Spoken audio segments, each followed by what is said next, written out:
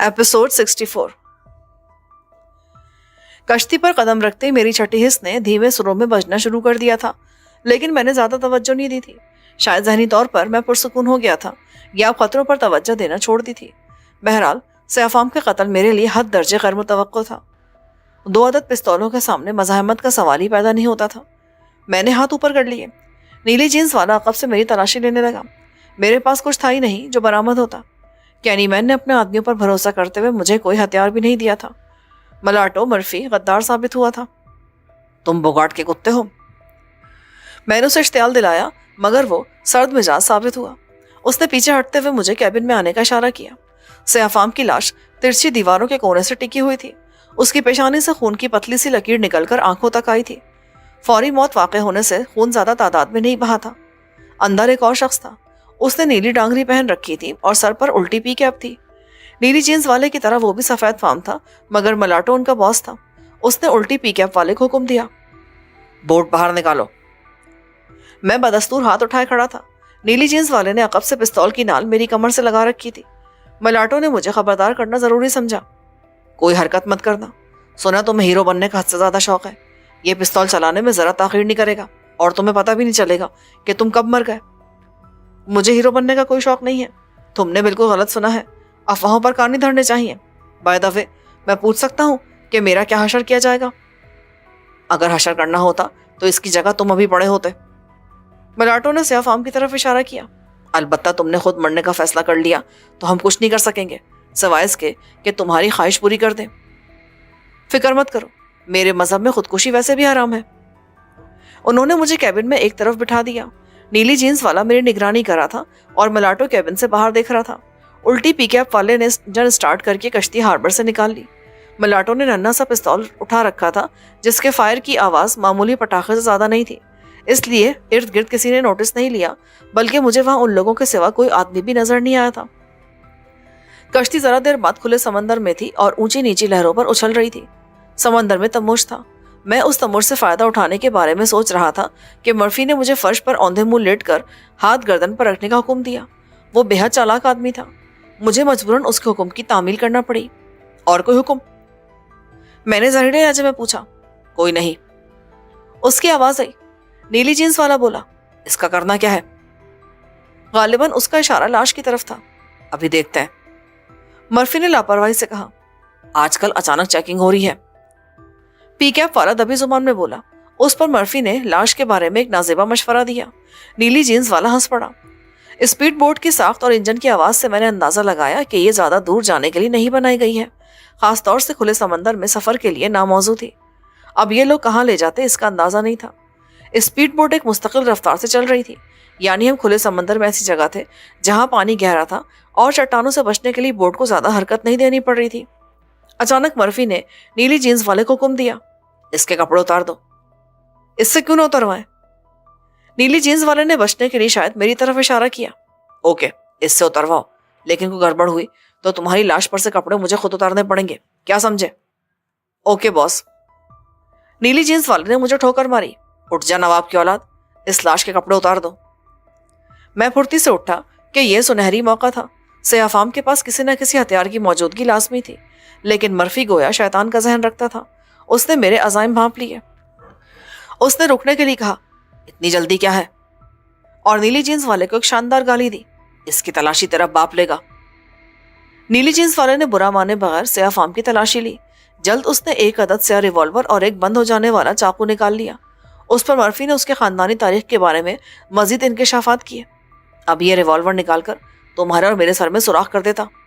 ये सच है, बस मुझे मौका नहीं मिला, मैंने संजीदगी से कहा। नीली जीन्स वाले ने मुझे धक्का दिया। चलो कपड़े उतारो। मुझे मजाक सूझा और मैंने अपनी जर्सी उतारनी शुरू कर दी। मर्फी गुर्राया, अपने इस बाप के कपड़े उतारो, अपने नहीं। मेरा बाप सफेद रंग का आदमी था। मैंने उसे आगाह किया, अलबत्ता कोई तुम्हारी सफेद फाम औरत हो तो ये शख्स तुम्हारा बाप हो सकता है।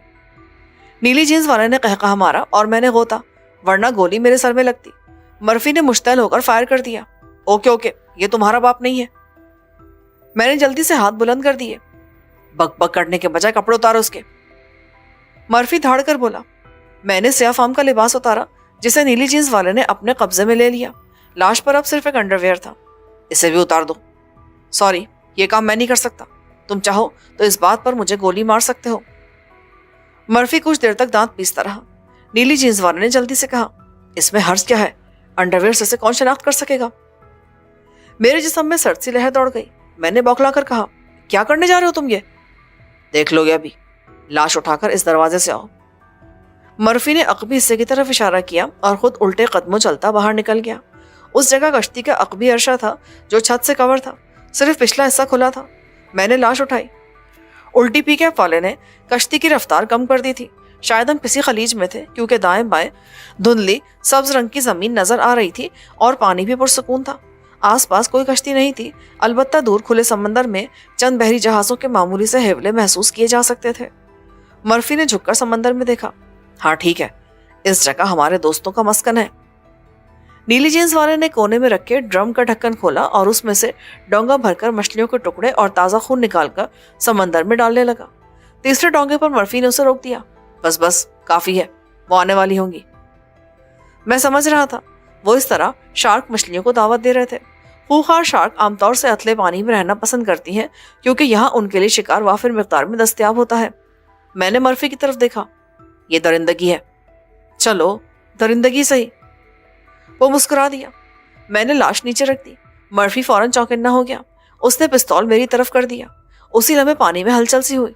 नीली जींस वाले ने नीचे झांका। आ गई, उसने खुश होकर कहा। चलो, लाश फेंको। मैंने मुंह हाथों में छुपाते हुए नफी में सर हिलाया। प्लीज, ये काम मुझसे नहीं होगा। मैं दरिंदगी नहीं देख सकता।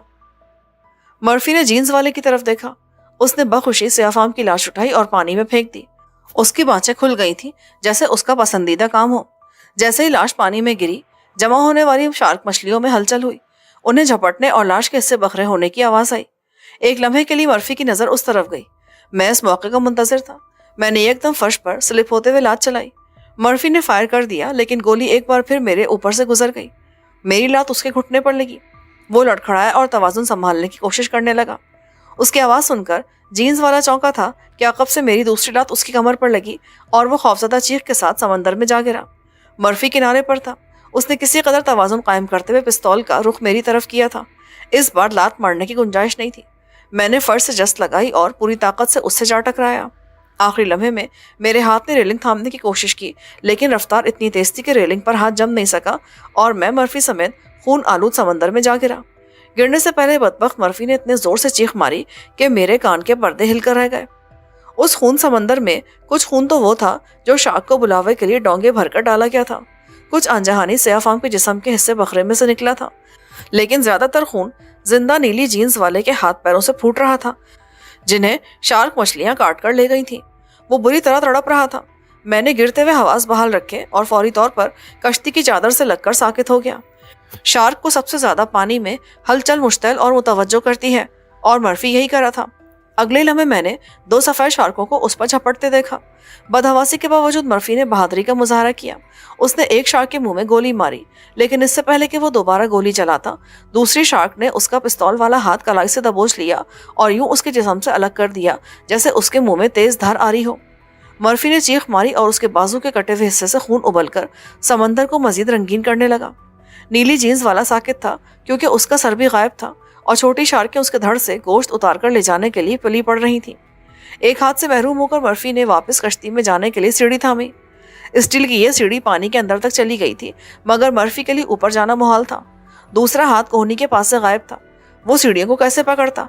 इसके बावजूद वो बच सकता था अगर एक निस्बतन बड़ी शार्क उसकी टांग ना पकड़कर खींच लेती।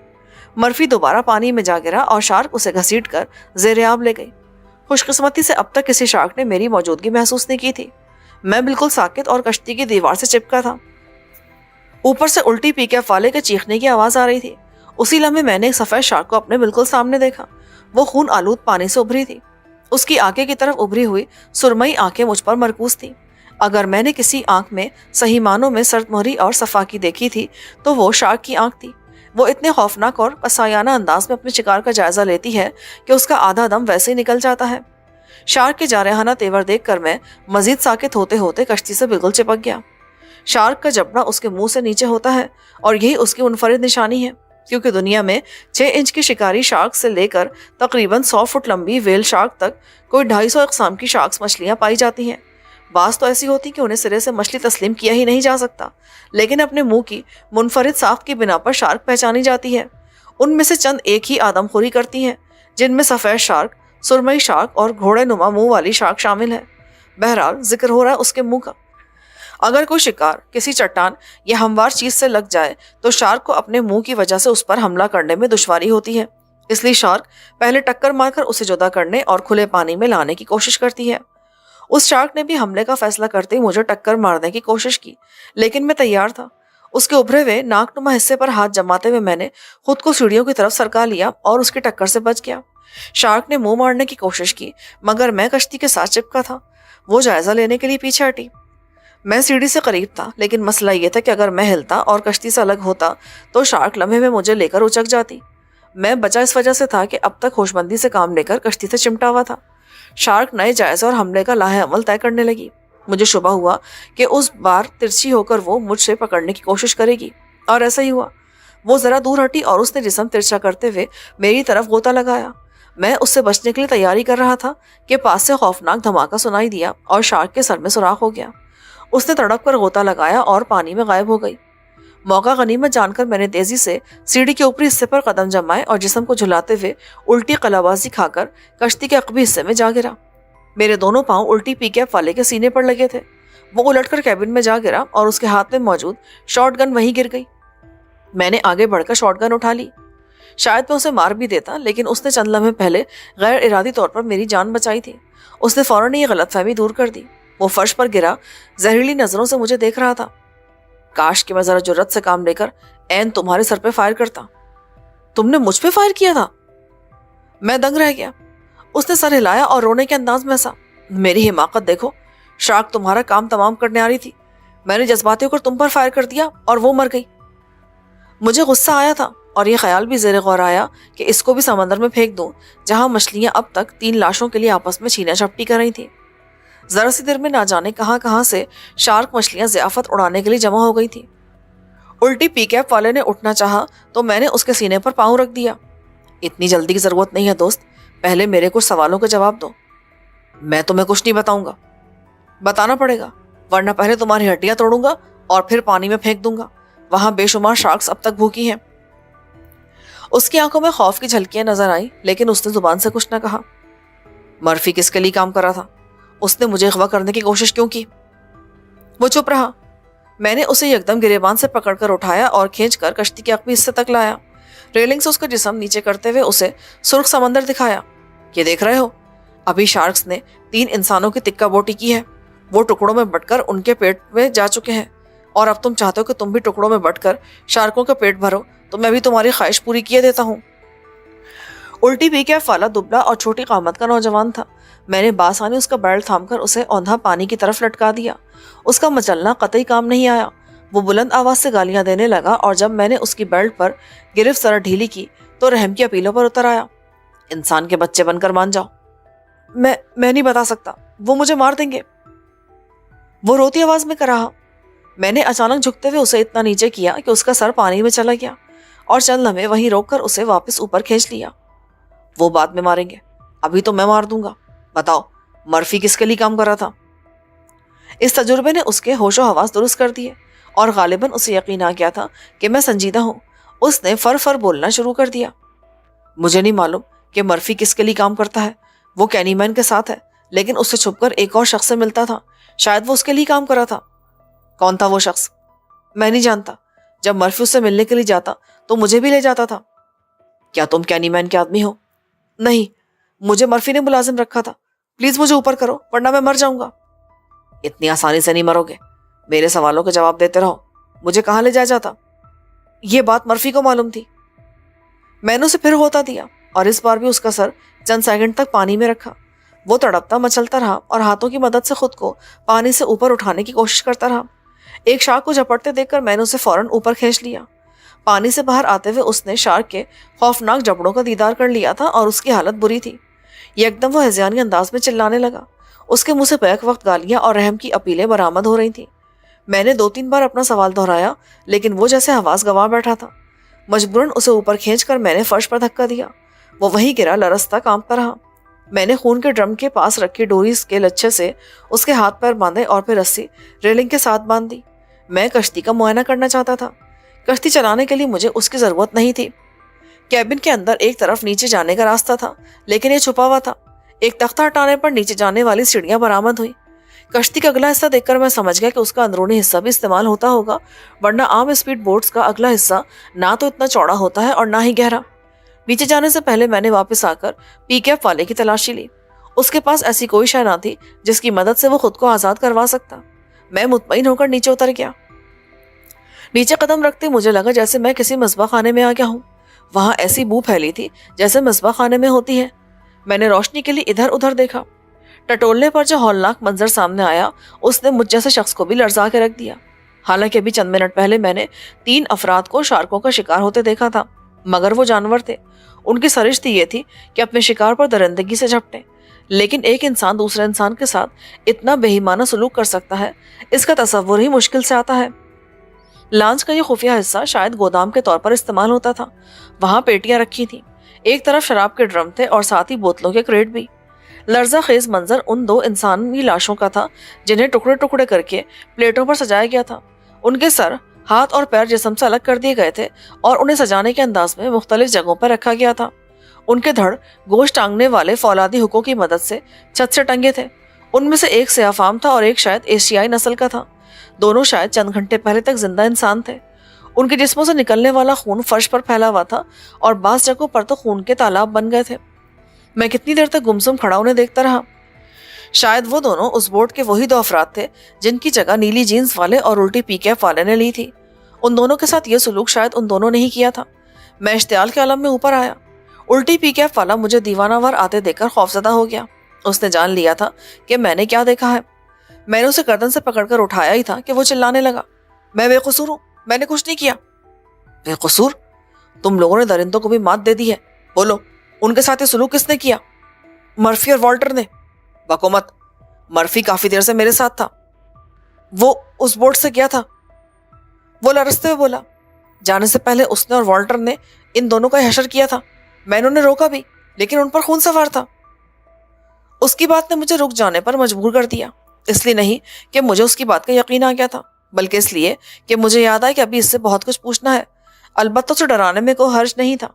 बकवास मत करो, इस दरिंदगी में तुम भी बराबर के शरीक रहे हो। मैं तुम्हें दिखाऊंगा कि दरिंदगी किसे कहते हैं। तुम्हारा एक हाथ कोहनी से काट कर और एक पाँव में रस्सी बांधकर समंदर में फेंक दूंगा। फिर तुम्हें सर्फिंग कराऊंगा, उस वक्त तक जब तक तुम्हारी जान नहीं निकल जाती या कोई शार्क तुम्हारा शिकार नहीं कर लेती। मेरा वादा है, अगर तुमने इस तरह 1 घंटा गुजार लिया तो मैं तुम्हें वापस कश्ती पर ले आऊंगा। मुमकिन है समंदर जाकर तुम्हारी जान बच जाए, सिर्फ एक हाथ से महरूम होना पड़ेगा। तो तुम ऐसा नहीं कर सकते। मुझे कौन रोकेगा? नीचे यकीनन कोई तेज धार आला होगा। आखिर इन लाशों के भीतर टुकड़े किए गए होंगे। रुको, मैं भी लेकर आता हूँ। मैं नीचे की तरफ जाने लगा तो वो चीख चीख कर माफी मांगने लगा। नीचे पूरा असलाह खाना था। उसमें गोश्त काटने वाली मामूली छुरी से लेकर भारी हड्डियां तोड़ने वाले चापड़ तक थे। मैंने एक चापड़ का इंतखाब किया और ऊपर आया तो चापड़ देखते ही वो ज़िबा किए जाने वाले बकरे की तरह बिलबिलाने लगा। मैंने चापड़ लहराते हुए कहा, तुम बताओ कि कौन सा हाथ काटूं, दायां या बायां? वो धाड़े मार मार कर रोने लगा। मुझे माफ कर दो, मैंने कुछ नहीं किया। उन दोनों का भी कोई कसूर नहीं था, सिवाय इसके कि वो इस कश्ती को चलाते थे। ये माफी उनके लिए क्यों नहीं थी? मुझे नहीं मालूम, ये सब मर्फी के काम है। वॉल्टर नीली जीन्स वाला है ना? हाँ, चलो ठीक है, ये सब तुमने नहीं किया, लेकिन सवाल यह है कि मैं तुम्हें क्यों माफ करूं? अगर मैं तुम्हारे साथ वो ना भी करूं जो तुमने उन 2 बेचारों के साथ किया है, तब भी मैं तुम्हें शार्क्स के हवाले जरूर करूंगा। मैं तुम्हें बहुत कुछ बता सकता हूं। मसलन क्या?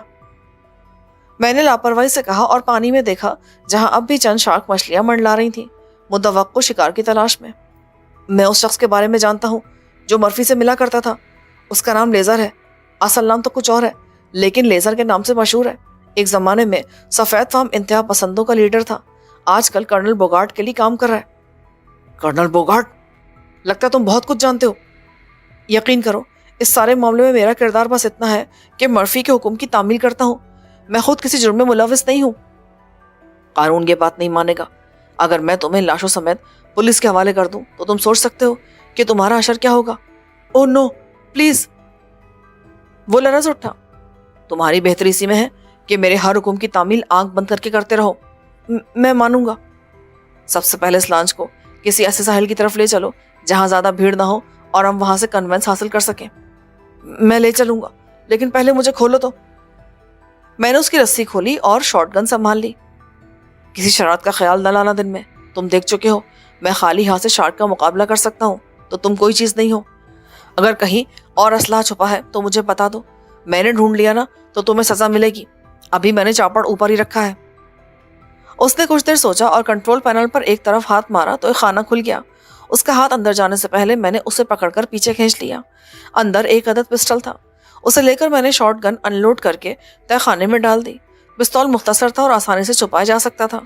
मैंने उसे इंजन स्टार्ट करने का इशारा किया और खुद मारे जाने वाले से अफाम के लिबास की तलाशी लेने लगा। उसके कोट की जेब में पर्स था। उसे निकलने वाले ड्राइविंग लाइसेंस पर से अफाम की तस्वीर थी और उसका नाम एंथनी फर्डांग लिखा था। जेब में एक अदद मोबाइल फोन भी था।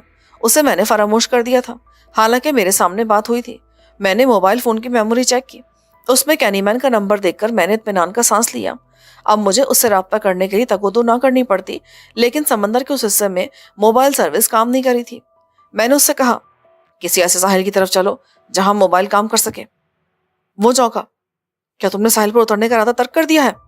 नहीं, लेकिन जो मैं कह रहा हूं वो करो। और तुम्हारा नाम क्या है? मार्शल। उसने किसी कदर खिसियाहट के साथ कहा। तो मिस्टर मार्शल, जितना कहा जाए बस इतना करो।